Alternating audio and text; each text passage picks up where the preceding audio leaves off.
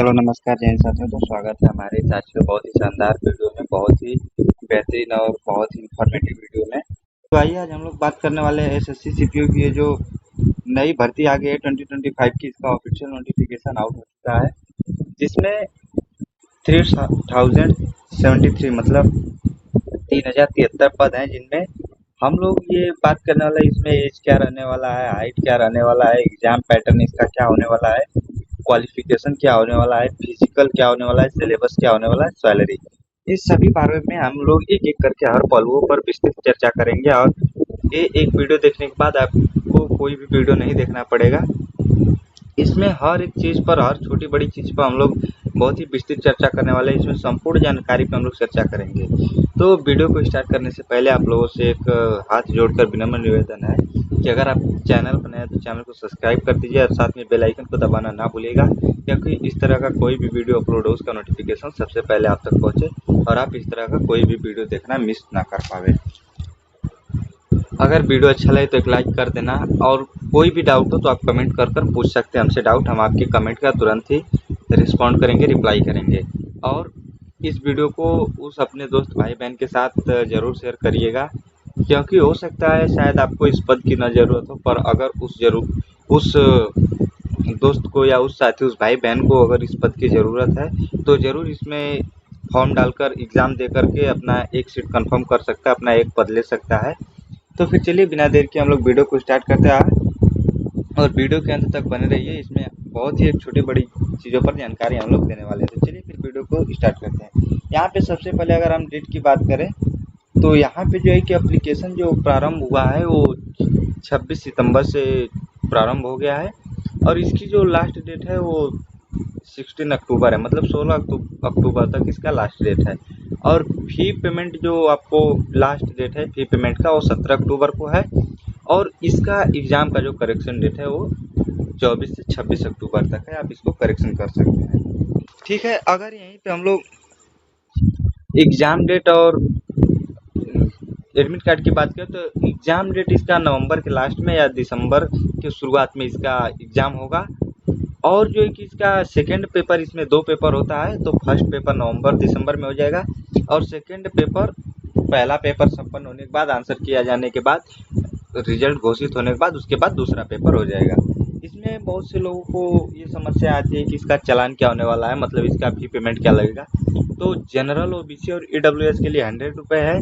SC, ST या अन्य जनजाति लोगों के लिए कुछ भी नहीं है।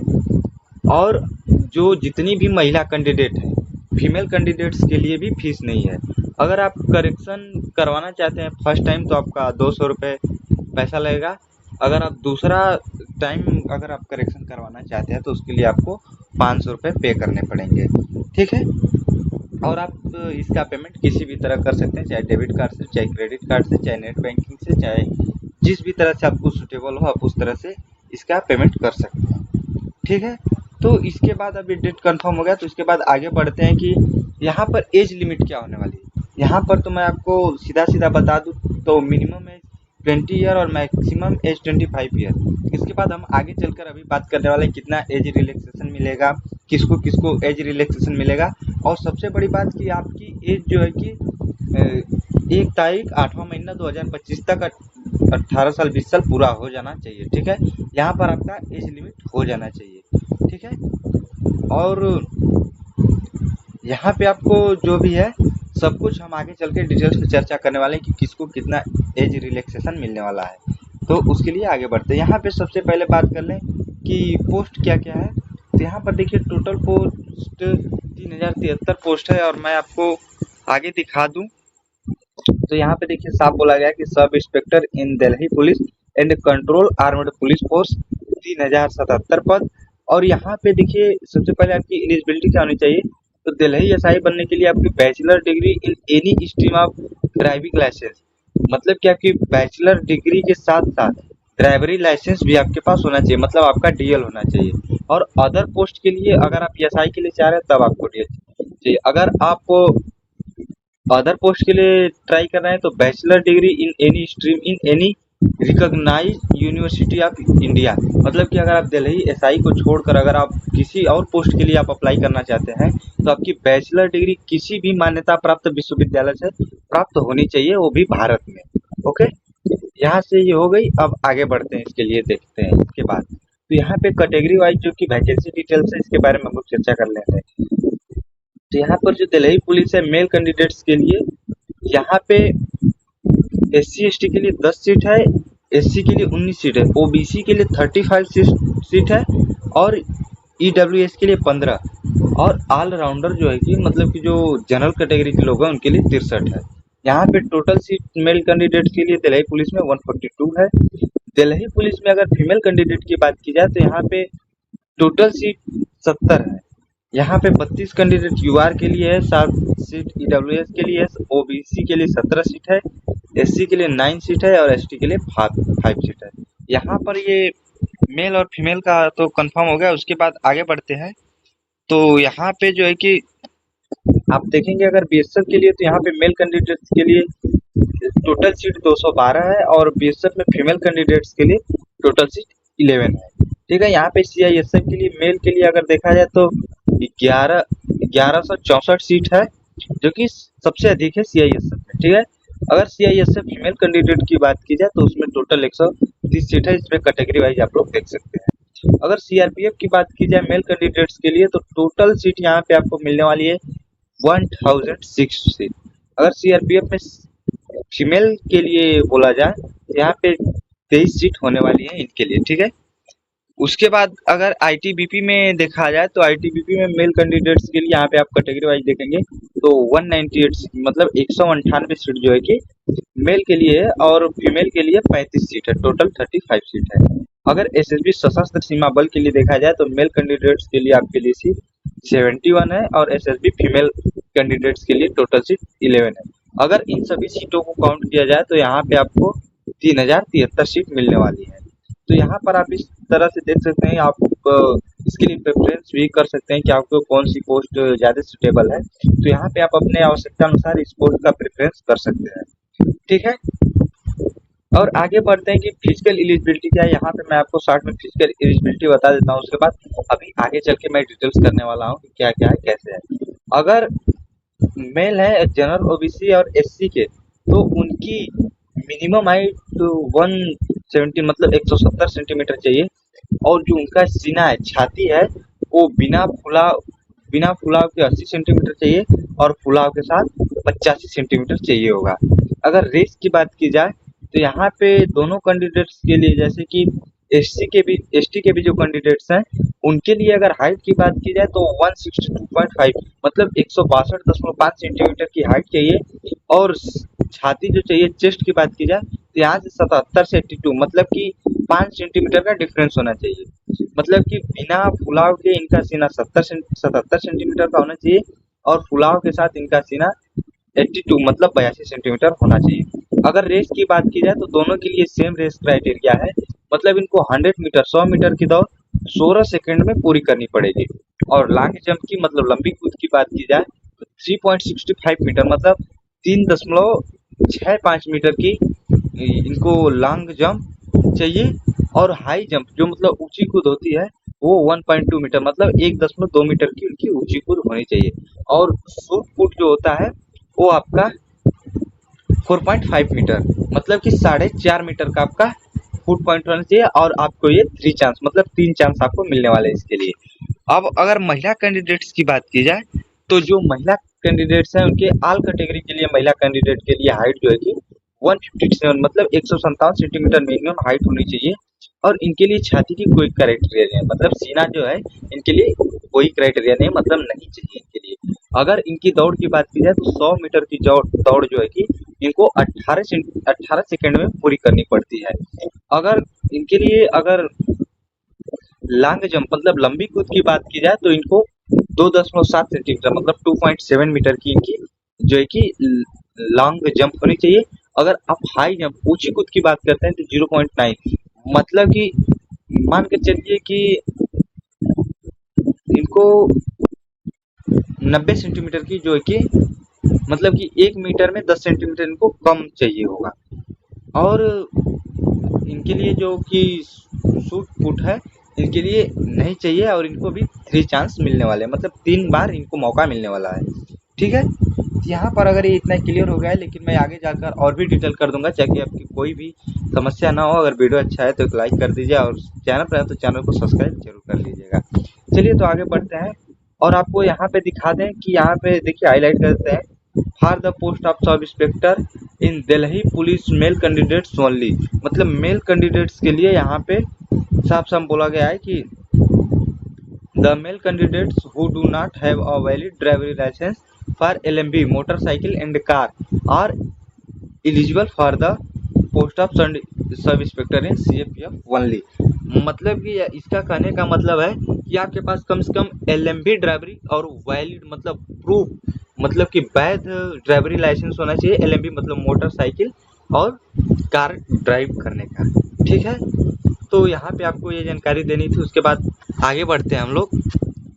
तो यहाँ पे देखिए एग्जाम पैटर्न की अगर बात किया जाए तो इसमें टोटल 2 एग्जाम होते हैं, जिसमें अगर पहला जो फर्स्ट पेपर होता है उसमें आपके लिए टोटल 4 सब्जेक्ट मिलने वाले हैं, जिसमें से अगर आप देखेंगे तो यहाँ पे जनरल इंटेलिजेंस एंड रीजनिंग, जो कि रीजनिंग की बात होती है तो इसमें आपको टोटल 50 क्वेश्चन मिलने वाले हैं और मैक्सिमम 50 मार्क्स के मिलेंगे। और इसमें आपको जो पूरा पेपर हल करने का मिलेगा आपको 2 घंटे का समय मिलेगा। ठीक है, यहाँ पर देखिए विथ सेशनल टाइमर और 30 मिनट्स ऑफ ईच पार्ट्स। ठीक है, यहाँ पे आपको और टोटल अगर क्वेश्चन की बात की जाए तो यहाँ पे टोटल आपको 200 क्वेश्चन मिलने वाले हैं और टोटल मार्क्स भी आपका 200 नंबर का होने वाला है ये एग्जाम। अगर जनरल नॉलेज और जनरल अवेयरनेस की बात की जाए, मतलब कि अगर समान अध्ययन की बात की जाए तो इसमें भी आपको टोटल 50 क्वेश्चन मिलने वाले हैं और इसका अभी नंबर आपको 50 नंबर रहेगा। अगर मैथमेटिक्स की बात की जाए तो इसमें भी आपको टोटल 50 क्वेश्चन मिलेंगे और 50 नंबर के। और आपका जो चौथा सेक्शन आता है इंग्लिश कंप्रिहेंशन का, इसका भी आपको 50 क्वेश्चन 50 नंबर के मिलेंगे। यानी इस तरह से आपको पहले पेपर में 200 मार्क्स का 200 क्वेश्चन का 2 घंटे का आपको समय मिलेगा। और इसके बाद अगर हम सेकंड पेपर की बात करें तो सेकंड पेपर की ओर आपका इंग्लिश लैंग्वेज एंड कंप्रिहेंशन का होगा, मतलब कि इसमें आपका इंग्लिश लैंग्वेज मैंडेटरी है। यहाँ पे भी आपको पूरे 200 नंबर 200 क्वेश्चन मिलेंगे, 200 मार्क्स के मिलेंगे और इसका भी टाइम ड्यूरेशन रहेगा आपका 2 घंटे का, इसका भी टाइम ड्यूरेशन रहता है। अगर इनके सिलेबस की बात करी जाए तो इसके सिलेबस पे भी हम लोग चर्चा करने वाले हैं, जो कि अभी आगे है। यहाँ पे अगर मैं आपको नेगेटिव मार्किंग की बात बता दूं तो यहाँ पे देखिए, यहाँ पे दिया हुआ है साफ शब्दों में there will the be negative marking in the 0.25 marks of the each wrong answer part paper 1 and paper 2। मतलब कि इसमें बोला गया है कि अगर आप क्वेश्चन को अटेम्प्ट करते हैं, मतलब क्वेश्चन पे प्रयास करते हैं, अगर आपका क्वेश्चन गलत हो जाता है तो उसमें आपका 1/4, मतलब कि आपका जो कि अगर आप 4 क्वेश्चन गलत करते हैं तो आप जो एक क्वेश्चन सही किए रहेंगे उसका भी नंबर काट लिया जाएगा। तो अगर आप क्वेश्चन को अटेम्प्ट ही नहीं करते हैं, उसी तरह से छोड़ देते हैं, तो आपका दंड स्वरूप एक भी नंबर नहीं काटा जाएगा, एक पॉइंट भी नंबर नहीं काटा जाएगा। तो आप लोग पेपर को थोड़ा संभल कर करिएगा। ठीक है, अगर बोला जाए कि खेलने मतलब कि हारने के डर से अगर खेले ही नहीं तो फिर एग्जाम का मजा नहीं आएगा। आप लोग करिए क्वेश्चन को, लेकिन उसमें करिए जिसमें ज्यादा पॉसिबिलिटी हो, मतलब कि जिसमें आप ज्यादा श्योर है कि नहीं इसका आंसर ये हो सकता है, तो ही आप उसको एक बार ट्राई कर सकते हैं। ठीक है, उसके बाद आगे बढ़ते हैं। तो यहाँ पे देखिए, आप एज रिलैक्सेशन की बात मैंने करी थी, तो यहाँ पे जो है कि SC/ST के लिए जो एज रिलैक्सेशन की बात है तो इनके लिए 5 साल की छूट है और OBC के लिए 3 साल की छूट है। और एक्स सर्विसमैन जो है कि इनके लिए 3 years of duration of the military service rendered from and actual age of the one closing date of the रिस्लिप ऑनलाइन एप्लीकेशन। मतलब कहने का मतलब है कि अगर एक्स सर्विसमैन है उनके लिए 3 साल का मिलिट्री सर्विस के दौरान अगर वो तुरंत उनका जो रिस्लिप है ऑनलाइन एप्लीकेशन है उसके दौरान अगर उनको मूल डेट के बारे में पता चलता है तो उनको भी 3 साल का एज रिलैक्सेशन मिलने वाला है। अगर बात की जाए तो windows discover women and women judiciary special from the then husband and who are not remarried.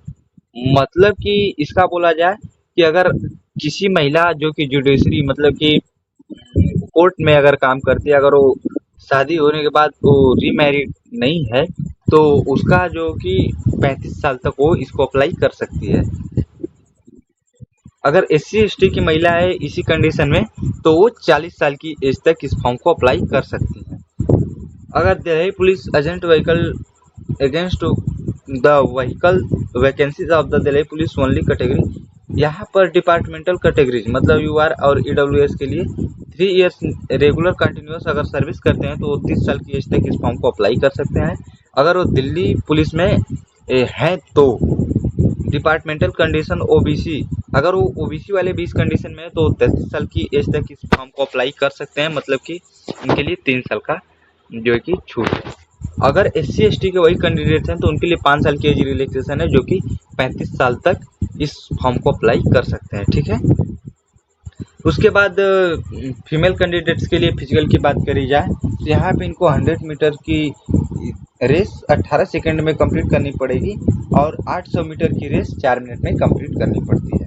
ठीक है, लॉन्ग जंप की अगर बात की जाए तो 2.7 मीटर मतलब 2.7 मीटर, तीन मौके मिलेंगे आपको। अगर हाई जंप की बात की जाए तो 0.9 मीटर मतलब कि 90 सेंटीमीटर की हाई जंप आपको 3 चांस में पूरा करने पड़ते हैं। ठीक है, ये फीमेल कैंडिडेट्स के लिए हो गया। अगर यहीं पे मेल कैंडिडेट्स की बात की जाए तो इनको 100 मीटर की रेस 16 सेकंड में तय करनी पड़ती है और 1.6 किलोमीटर मतलब 1600 मीटर की रेस 6.5 मतलब 6.5 मिनट में आपको कंप्लीट करनी पड़ती है। अगर लॉन्ग जंप लंबी कूद की बात की जाए तो 3.65 मीटर आपको 3 चांस में पूरी करनी पड़ती है और हाई जंप की बात की जाए तो 1.2 मीटर मतलब 1200 मीटर की लॉन्ग जंप तीन चांस में आपको पूरी करनी है। शूट पुट की बात की जाए तो 16 लैप्स मतलब कि 4.5 मीटर 4.5 मीटर आपको 3 चांस में पूरा करना पड़ता है। ठीक है, यहाँ पर ये मतलब कि अगर क्लियर हो गया है तो अब हम आगे बढ़ते हैं। यहाँ पे जो चेस्ट वाली बात हुई थी, हाइट और उसकी बात हुई थी, तो यहाँ पे देखिए बोला गया है कि चेस्ट अनएक्सपेक्टेड मतलब बिना फुलाव के और एक्सपेक्टेड मतलब फुलाव के साथ। तो इस पे मैंने पूरा चर्चा कर ही दिया है, तो यहाँ पे और एक चीज़ छूट गया था, इसके भी मैं बता देता हूँ। यहाँ पर male candidates belongs to the hill area, मतलब कि अगर वो पहाड़ी इलाके से हैं तो उनकी हाइट 165 मतलब 165 सेंटीमीटर ही चाहिए और इनके लिए भी छाती का वही कंडीशन है जो कि मेल कैंडिडेट्स के लिए है। ठीक है, यहाँ पे और भी जो भी कुछ है सब कुछ मैंने बता दिया है, लेकिन यहाँ पे एक दो चीज और है। यहाँ पे female candidates except those listed to SNO 4 और 5 में आपको 157 सेंटीमीटर का जो है कि हाइट चाहिए फीमेल कैंडिडेट्स के लिए। अगर वो महिला पहाड़ी एरिया से बिलोंग्स करती है तो उसको चाहिए 155 सेंटीमीटर का हाइट डिस्टेंस, मतलब कि 155 सेंटीमीटर उसकी हाइट होनी चाहिए। अगर फीमेल शेड्यूल ट्राइब्स से मतलब कि जनजाति से बिलोंग करती है तो उसकी हाइट 154 होनी चाहिए, मतलब कि 154 सेंटीमीटर तक होनी चाहिए। अब उसके बाद हम सिलेबस की तरफ बढ़ते हैं। तो यहाँ पे जीके की सिलेबस की बात की जाए, यहाँ पे समसामयिक घटनाओं मतलब कि यहाँ पे करंट अफेयर्स और दैनिक अवलोकन अनुभव के ऐसे विचार के वैज्ञानिक पहलू के ज्ञान का परीक्षण करने के लिए तैयार किए जाएंगे जिसकी किसी भी शिक्षित व्यक्ति से अपेक्षा की जा सकती है। मतलब कि यहाँ पे आपको सीधा सीधा बोला जाए तो करंट अफेयर्स की बात की जा रही है। इस परीक्षा में भारत और उसके पड़ोसी देशों से संबंधित प्रश्न भी शामिल होंगे, विशेष रूप से इतिहास, संस्कृति, भूगोल, आर्थिक परिदृश्य, सामाजिक, सामान्य राजनीति और भारतीय संविधान, वैज्ञानिक अनुसंधान आदि से संबंधित प्रश्न पूछे जाएंगे। मतलब कि यहाँ पे देखिए सामान्य राजनीति के बाद भारतीय संविधान मतलब कॉन्स्टिट्यूशन से भी आपको प्रश्न पूछे जाएंगे। और मैं आपको यहाँ क्लियर कर दूं कि कॉन्स्टिट्यूशन पॉलिटी नहीं है, आप जो पढ़ते हैं वो कॉन्स्टिट्यूशन है। पॉलिटी एक बहुत बड़ा सब्जेक्ट है, एक समाज का ज्ञान होता है, तो आप पॉलिटी को भी ध्यान देंगे। ठीक है, यहाँ पे ये जीके जी इसका रहा। और रीजनिंग की बात करते हैं तो इसमें आपको सादृश्य चाहिए, एनालॉजी, समानताएं और अंतर, आस्थान दृश्य या स्थानिक अभिविन्यास, समस्या सावधान, विश्लेषण, निर्णय लेने, दृश्य स्मृति, भेदभाव, अवलोकन, संबंध, अवधारणा, ब्लड रिलेशन, अंकगणित तक मैथमेटिकल जो कि कॉन्सेप्ट्स और आकृति चाहिए आपको, वर्गीकरण चाहिए, अंकगणितीय संख्या श्रृंखला चाहिए, गैर मौखिक श्रृंखला चाहिए, कोडिंग और डिकोडिंग चाहिए, कथन निष्कर्ष चाहिए, न्याय तर्क आदि पर प्रश्न शामिल हो सकते हैं। विषय है सिंथेटिक सादृश्य, प्रतीकात्मक संख्या सादृश्य, आकृति सादृश्य, सिमेंटिक वर्गीकरण, प्रतीकात्मक संख्या वर्गीकरण। और यहाँ पे अगर और बात की जाए तो यहाँ पे आकृति वर्गीकरण, सिमेंटिक श्रृंखला, संख्या श्रृंखला, आकृति श्रृंखला, समस्या समाधान, शब्द निर्माण, कोडिंग और डिकोडिंग।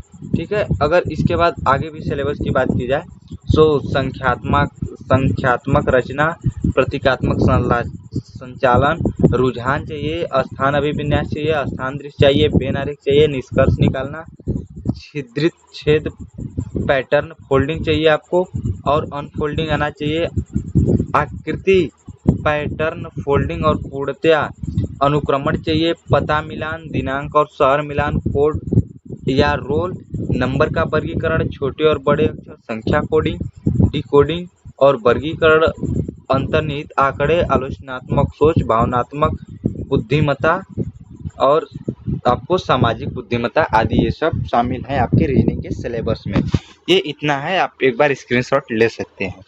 उसके बाद अगर मैथमेटिक्स की तरफ बढ़ा जाए तो यहाँ पे मैथमेटिक्स की बात करी जाए तो मैथमेटिक्स में आपको दिया जाएगा परीक्षा में पूर्ण संख्याओं, दशमलव, अंशों और संख्याओं के बीच संबंधों, प्रतिशत, अनुपात और समानुपात, वर्गमूल, औसत, ब्याज, लाभ और हानि, ब्याज में साधारण ब्याज और चक्रवृद्धि ब्याज दोनों आ जाएगा, छूट, साझेदारी, व्यवसाय, मिश्रण और एलिगेशन, समय और दूरी, समय और कार्य, स्कूल बीजगणित और प्राथमिक करड़ी की मूल बीजगणितीय पहचान।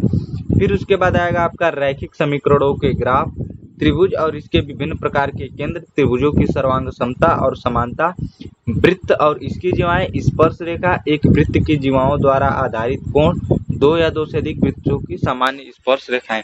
ये जो मैंने इतना सिलेबस डिटेल किया, ये सिलेबस कोई भी डिटेल्स करके नहीं देगा, तो इसलिए सो प्लीज़ आपसे ये रिक्वेस्ट है कि आप लोग हमारे चैनल को सब्सक्राइब जरूर करिए, आप लोग सपोर्ट करिए।